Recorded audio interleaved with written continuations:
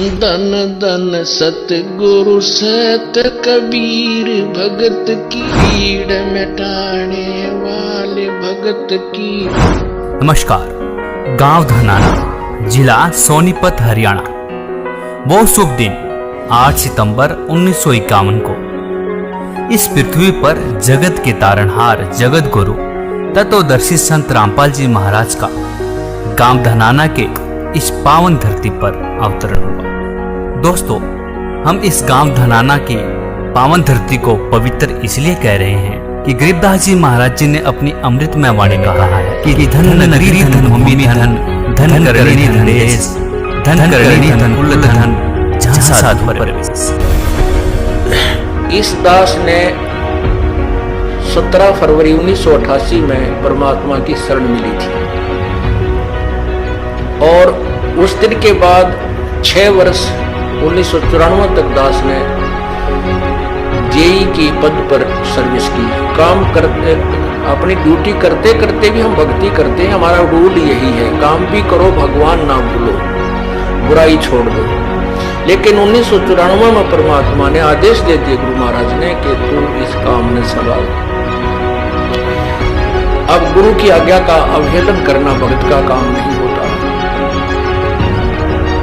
जो गुरु वचन पर डट गए कट गए फंद 84 के, भाई जो गुरु वचन पर डट गए कट गए फंद 84 के। आपके गांव से कब जन्म में थे? हमारे पड़ोसी थे, बिल्कुल ठीक ठाक थे, पढ़ने में भी ठीक थे, शराफत भी थी, सारी चीज थी और पढ़े भी हैं, घर नौकरी भी करी है, माँ बाप सारे ठीक, बाण भाई सारे फिट। वो आगे जाए पाछे सर्वसला के पास आपने थोड़ा क्या कैसे थे? हमारे लिए तो गलत होया, हमारे लिए तो बिल्कुल गलत है बाबू। जब उसको कि मैं कर लिया होगा, गवर्नमेंट ने जब कर लिया है, जबकि मैं कर लिया होगा, हमारे लिए तो गलत होया। हमने तो उसमें कोई गलती नहीं की। आपके घर में परिवार में से ही संत रामपाल जी मेरे जेठ का छोरा है। अब जो फैसला आया जिस तरह से, क्या कहना उसके बारे में? गलत है यो भाई, हमने तो देखने को गलत लगा जब इतनी लंबी विवाह कर दी उसकी। हमने तो भाई भाणजे का भी पूरा दुख है, सच्ची बताऊं, हमने सुनी तो नहीं। पढ़ा लिखा अच्छा है और भगत बड़ी पास और ज्यादा पढ़ा, संस्कृत भी पढ़ ली उसने, खूब ज्ञान है, सारी बात अच्छी बुरी सारी जाना था। कैसा नेचर था परिवार का? बढ़िया नेचर था परिवार का, उसका भी बढ़िया था। आखिर तक बढ़िया रहा गांव के लिए। नहीं तो कभी किसी के साथ कोई झगड़ा वगैरह? नहीं, किसी के साथ कोई झगड़ा नहीं। अब इस दास का और संत का के मेल था। हम तो भगत थे, दास थे, भगवान की भक्ति करते थे, अपनी नौकरी भी करते थे, बच्चे भी पालते थे। अब कहते हैं साध वचन पलटे नहीं, चाहे पलट जावा ब्रह्मंड। उनका वचन नहीं पलट सकता, उन्हें जो कह दिया सो कह दिया। तो वही ये फल गया। नहीं हमारी तो घर के ना सुने थे, शुरू में अकेला नाम ले रहा था। बालक भी तो बालक छोटे थे, वो तो घर जैसे कहूँ था मान जाए थे, उनकी माँ नहीं मानने, फिर मेरे माता पिता नहीं मानने। अगले भाई पुरानी लाग कुकर छोड़ना, बड़े साके में पा आया। फिर परमात्मा से अर्ज करी, धीरे धीरे वो समझन लागे। ना सुनते तो भी बोले जानता बावड़े की तरह। तो धीरे क्यों कान न कैसे बंद करेंगे वहां बैठे हुए। तो ये ऐसा निर्मल ज्ञान है, एक बार अंदर गया, सुबह कैसी सिरंजा जानते काम करेगी दवाई। तो धीरे धीरे कान के माध्यम से ये दवाई भेजी जाती है। और आज देख लो रंग ला दिया परमात्मा ने। उस परम पिता पूज्य गुरुदेव जी की शब्द शक्ति से सब काम चल रहा है और कबीर परमेश्वर हमारे सिर पर रहते हैं। तो परमात्मा उस दिन के बाद सन 1995 में इतने 21 साल के बाद इतने पाठ हम घर घर पाठ किया करते थे। 3 दिन पाठ करते थे और 1 दिन पहले जाना पड़ता था। ये दास स्वयं सेवा करता था, घर घर जाके उनके सब जहाँ हमने पाठ करने का स्थान देखना होता था उसकी सफाई करते थे। कईयों का देख का कमरा होता बड़ा सा, उसी में पाठ भी करना, उसी में खाना भी बनाना, उसी में खाना भी उसी में, सोना भी उसी में। तो उस ढंग से अपनी सेटिंग कर लेते हम, इतनी जगह में पाठ कर लेंगे। तो मेरा जाना अति आवश्यक था उस समय, क्योंकि ये स्टार्ट था भक्ति का और स्टार्ट था इस 500 यज्ञ करने का। किसी को नहीं मालूम था, बच्चे थे सहयोग देने लगे और धीरे धीरे फिर वो क्या हुआ कि इतने पाठ हो गए कि मुझे नौकरी, पहले तो क्या करता था, शुक्रवार को पाठ प्रारंभ किया शुक्र शनि ड्यूटी करके सामने चले जाते बृहस्पतिवार को, शुक्रवार को रात में तैयारी करते, शुक्रवार को शनिवार को अब पाठ प्रारंभ करके अपनी नौकरी पर चला जाता, फिर शाम ना आ लेता, शनिवार इतवार की छुट्टी हो जाती, काम चल रहा था। वो हफ्ते हफ्ते में हुए, फिर होने लगे डेली। अब अफसर भी दुखी और मैं भी दुखी, तो फिर उस दिन रिजाइन कर दिया परमात्मा के नाम पर। 18 साल की नौकरी होगी थी मेरी। हालांकि कुछ और भी हमारे साथी कह रहे थे भाई अभी 2 साल और डट जाओ आपकी पेंशन बन जाएगी। वाह भैया, पेंशन तो करा कितनी बार होगी। जो पेंशन ई बनेगी ना, या कद्दे नहीं बनी थी, या असंख्य जन्मों की पेंशन बन जाएगी। तो वो तो इस बात को नहीं समझे थे, उन्हें तो मुझे मूर्ख ही समझा। और दास की सौभाग्य था कि मुझे नौकरी या मजदूरी मिल गई भगवान की और उसकी पुण्यात्माओं को दलदल से निकालने की। कहते आत्म प्राण उद्धार ही ऐसा धर्म नहीं और। धर्म तो और भी है, दान करते हैं, भूखों को भोजन देते हैं, असहाय की सहाय करते हैं, लेकिन जो आत्म प्राण उद्धारी ऐसा धर्म नहीं और। धर्म तो ये भी है जो गौशाला बना रखी है, धर्म वो भी है जो चिड़िया ऊपर चुग्गा डाल देते हो पशु पक्षियों को, वो भी विकलांगों के जो ऑपरेशन वगैरह कराए जा रहे हैं वो भी धर्म है, अनाथ आश्रम है वो भी धर्म है। लेकिन जो आज गऊ हैं उनकी सेवा कर रहे हैं, अच्छी है, क्योंकि कोई भी प्राणी है, चाहे भैंस है, पशु है, कोई किसी प्रकार का, सबकी सेवा हमने इसी दृष्टिकोण से करनी चाहिए, क्योंकि सब में एक जैसा जीव है, वो भी धर्म है।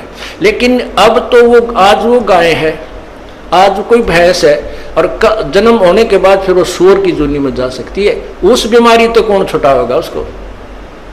तो ये ज्ञान, ये भक्ति, ये आत्मा इस जीव को उद्धार करेगी। वो फिर 84 लाख योनियों में नहीं जाएगा, या तो मनुष्य शरीर होगा, नहीं सतलोक चला जाएगा। तो कहते हैं आत्म प्राण उद्धारी ऐसा धर्म नहीं और। तो इस दास को ये आत्म प्राण यानी जीव आत्मा के उद्धार की मजदूरी मिल गई, और सहर्ष शुक्र मनाता हूं प्रभु आपने कैसे दया करी 2 कोटि के जीव पर। और ऐसे निर्मल भगवान की महिमा, ओए होए होए, जिसके नाम लेते हैं रूंग रूंग खड़े हो जाते हैं। उसके बाद परमात्मा की ऐसी महिमा हुई, अब मुझे इतनी खुशी होती है। कैसा निर्मल समाज तैयार हो रहा है। बीड़ी, शराब, मांस, तंबाकू, उसको देखकर भी राजी नहीं है। अब ये पुण्यात्मा दोनों हाथों दान करते हैं, और हम पहले लूटन पर लगे रहा करते थे, पाप बढ़ाते थे। ये माया साथ नहीं जानी थी कि इतना नरक इकट्ठा कर रहे थे। और परमात्मा क्या कहते हैं, सतगुरु के सजदा करूं कर्म छुटाए कोटि, और जो ऐसे सतगुरु की निंदा करें फिर जम तोड़ेंगे होठ। अब जो लोग बिना देखे सोचे समझे और भक्तों की संतों की बुराई करते हैं, अब क्या बताते हैं कि सतगुरु के सजदा करो जिसने कर्म छुटाए कोट, करोड़ों पाप कर्मों से हटाकर और पुण्य कर्मों पर लगा दिया। कितने पाप कर्म बचा दिए हमारे। और जैसे ऐसे सतगुरु की जो निंदा करते हैं, कहते हैं उनके जम तोड़ेंगे होठ, यम के दूत उनके इसे लठ मारेंगे, चाहे कितने लागो, मुंह पे, होठा पे। होठ इसलिए कहा कि इस पर ज्यादा दर्द होया करे, सोई भी बुढ़ी आया करे। तो कहते हैं वो जम तोड़ेंगे होठ जो बकवाद किया करते थे, संतों की निंदा करते थे। नित्यानंद जी महाराज ने यहां तक कहा है, भाई तू ना मानता ना, ठीक है अपना और काम कर ले और कुछ कह सुन ले, पर संत की निंदा मत करिए, ये तेरे लिए बहुत जबरदस्त पाप बन जाएगा।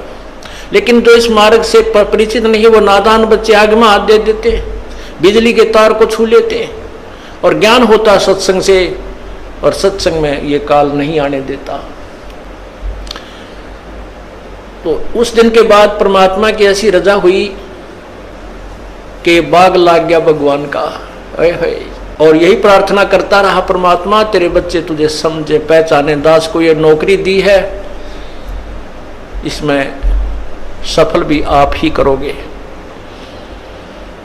इन लोगों ने तो आपको भी नहीं बख्शा था। जब जिसमें आप यहां आए थे, काशी में 120 वर्ष रहकर गए, सारा जीवन आपके पीछे पड़े रहे। उन दुष्ट आत्मा स्वार्थियों ने अपने स्वार्थ के लिए जनता को सत्य ज्ञान नहीं समझने दिया और परमात्मा को बहुत यातनाएं दी गई।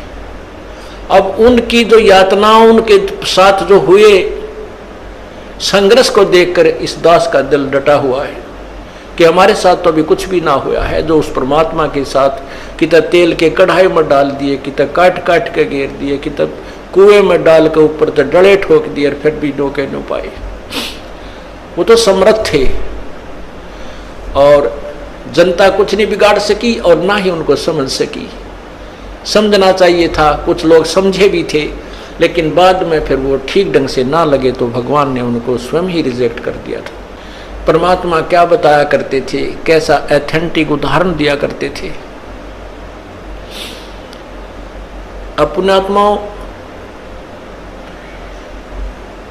क्या बताते हैं, भाई सिर साटे की भक्ति है और कछु नहीं बात, सिर के साटे पाइयो अवगत अलख अनाथ।